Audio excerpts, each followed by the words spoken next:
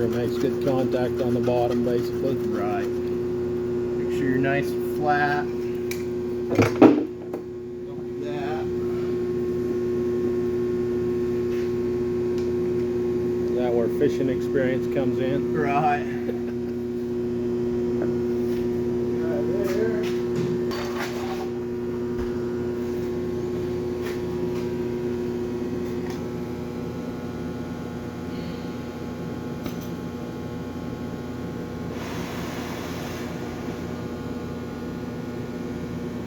You don't want your flame real hot. You kind of want to start with a dirty flame like that.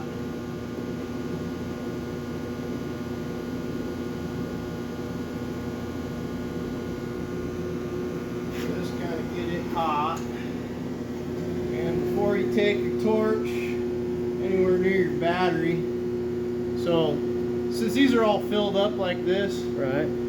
this is what you don't want on your normal batteries. Since these are all dead, I'm not too worried about it. Okay.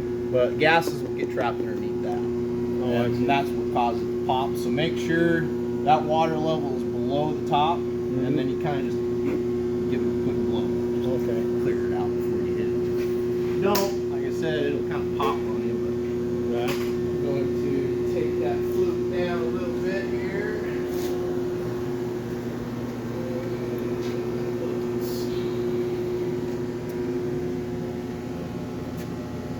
Just enough where it breaks that seal. Basically out where they should be, basically. Right, exactly. They're over water. So the gases that are coming out Right out the top there. and you'll blow them out kind of before you start. Exactly. Okay, because I know my fellow that's been doing this, he had a little bit of experience with trying to melt down the top of the battery because of the gases coming out. Yeah. You know. Yeah, we had a guy not too long ago. He's got a solar trailer and he was trying to do some own work on himself, and well, he didn't even bring a flame around it. He was cleaning out and popping off one of the covers on his terminal and shorted it out. Popped the whole thing. Yeah, 2 or 3 cells blew and almost took an eye out. Wow. Oh, wow. But as long as you're careful, should be all right. So charged ones. Yeah, it's the ones that are charged, the ones that have been cooking up and they've got all that hydrogen underneath. And just the blowout's all you need to do? Just a blowout. Yeah. Okay. It's just the stuff The trapped. ours are charged. We're running them, you know? Right, right.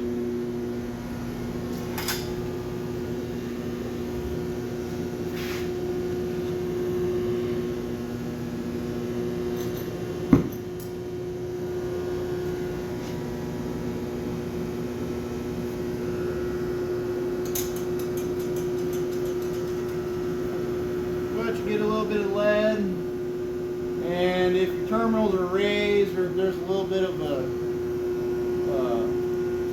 bow there, make sure you start with your higher one first. That way you can tap it down. Okay. But kind of just hit it, melt the lead up, let it sit. Don't get it too hot, too fast, because if you do that, it'll try to pull out the bottom. Right. And it's very quick on your release.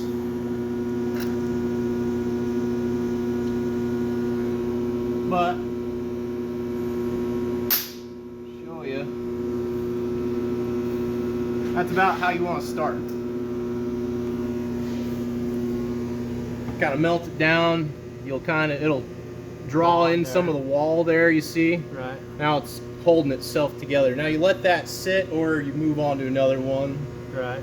But let that cool off for a minute, and then we'll go back through and we'll scrape that center out of there, clean out our filth. Just take a little wire brush, but give it a second to cool down, because if you don't, these edges will actually pop right off there. So as long as you're careful, get some of that crud out of there. Fire it back up.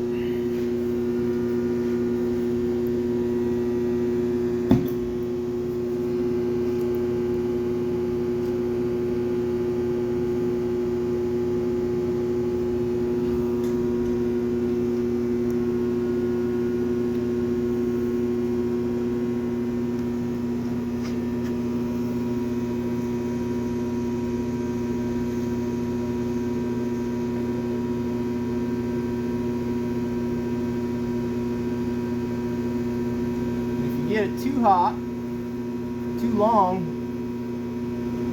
it'll actually just melt right down into your battery, and then you're kind of toast. Right. But after you get a good base and it's all melted in there, give yourself a little bit more.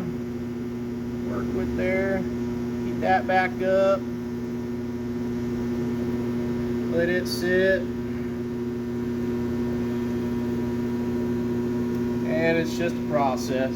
On, off, on, off, on, off. Doesn't have to be perfect, but you don't want a cold burn. And that's what happens when you heat your lead too fast. It's because it doesn't let the lead underneath melt and grab to each other. Right. And if you take a hammer like this and you pry it, it'll actually pop off right in the middle of that terminal.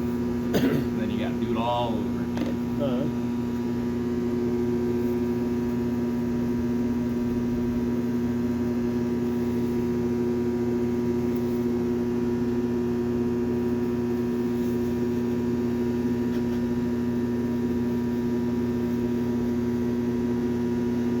Tapping these guys down, especially on if you're doing it on a positive terminal first. Yeah.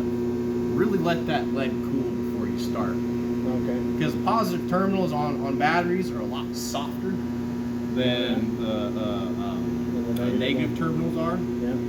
So if you try to do that, you'll probably end up separating the whole thing again. So it's a lot of things that can go wrong inside of the battery if you're not careful. But as long as you're, like I said, maintaining your good temperature, you're not overdoing it, and when you pull away from it, you're not letting it hit the wall. You're not letting it melt any of the wall. And if you do that, you'll notice that it'll actually make it real thin. Right. And you might as well start a new strap. I see. And do you guys have straps? I don't know if we have any. We probably should take some with us. Yeah, I'll clean you guys up a couple and I'll send them your way. Okay. But see, one of my fellas learned how to do it. One of my sons learned how to do it. Yeah. But he was telling me some of the experiences he's had since he's been trying to do it. He ruined one already.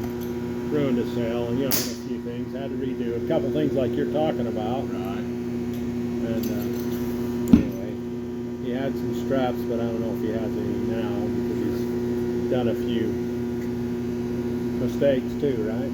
Right.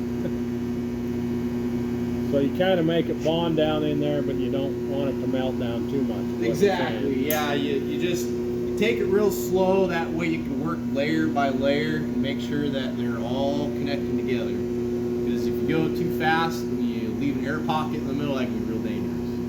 Because it might cause a spark on the inside and just cause that whole thing to start melting. Right.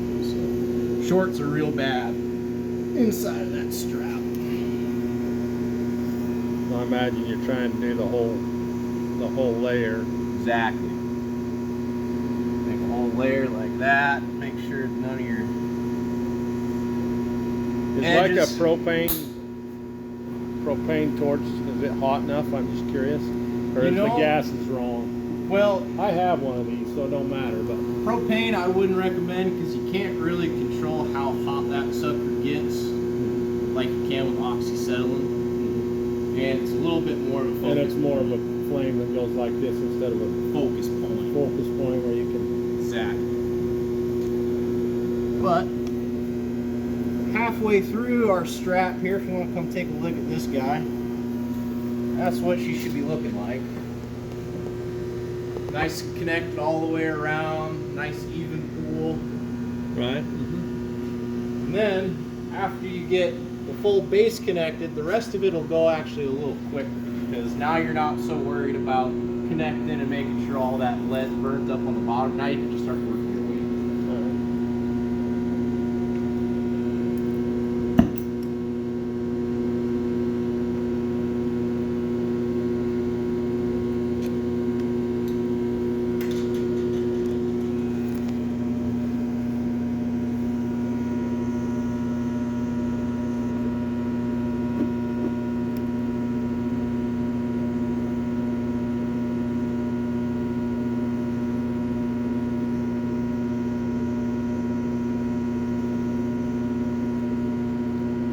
Okay, so you kind of meld it towards the pull and then get off To it. get off of it right away, because if you don't, it'll thermal runaway, I think is what it's called.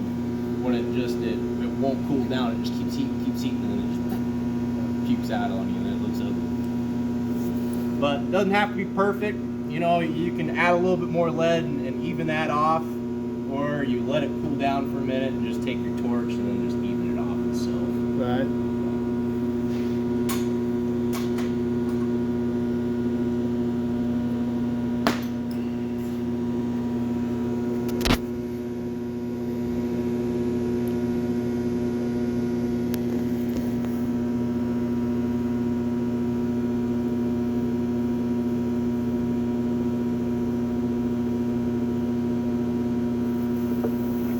Like that.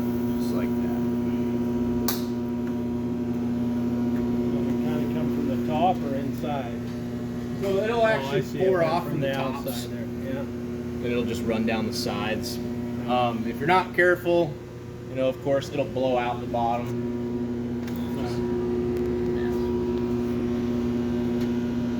But that's the general gist. Since this doesn't have very far to go, I'm just going to go ahead and tap her down. But then you just seat it, and then do the same thing with the other side. Okay. And like I said, it doesn't have to be the most free thing in the world. Just as long as she's attached, she'll run this. Okay. How do you like pull it off properly? To take one off, Yeah. well, same thing that I'm sure you guys have, one of these coring bits. Yeah. Yeah, just hooked up to an impact. And I have kind of fancied myself together a tool that kind of helps me make a perfect punch. Well, you guys won't have one of these, but I just stuck myself together a couple of pieces here, but take one off. You just find your center as center as you can make it. Not the center of the strap, but your center of your terminal. Because if you don't drill it off center of your terminal's going to be a little off, and it might not set up right for you at first. Right. Might leave a little gap in the bottom, and you might have lead fall down into your Might be easier to meld out. yeah, kind of like these guys here. So you see these where the actual terminal core comes out of, like here. Yeah. It'll actually seep down into there if you're not careful. If it's too far off to the side. I see. But yeah, you just take your center punch it center, get a little bit of tool oil or something so you don't burn your bit up, of course, and then drill it straight down. But if you go too far, you get like these here, where it cuts down too far into your plate. Right. And then it makes it really hard to melt those on, because that plastic will try to work its way inside, and then it'll boil itself up to the top slowly, and it just ruins your whole Contaminates your ride. Exactly. joint, basically. So yeah, usually as you're going down, you'll kind of feel a little give, where it'll kind of feel like it's free spinning a little bit. That's about where you want to stop. If it doesn't feel like it's completely disconnected, just give it a little bump with a hammer or screwdriver or something, pop it off. It'll usually just come right Kind of like this one brother did. off. Right, exactly. How it kind of just kind of connects in there. And it'll Yeah. try to hold, but it'll come right off. Right. Let's see. Let me get your guys' cells real quick.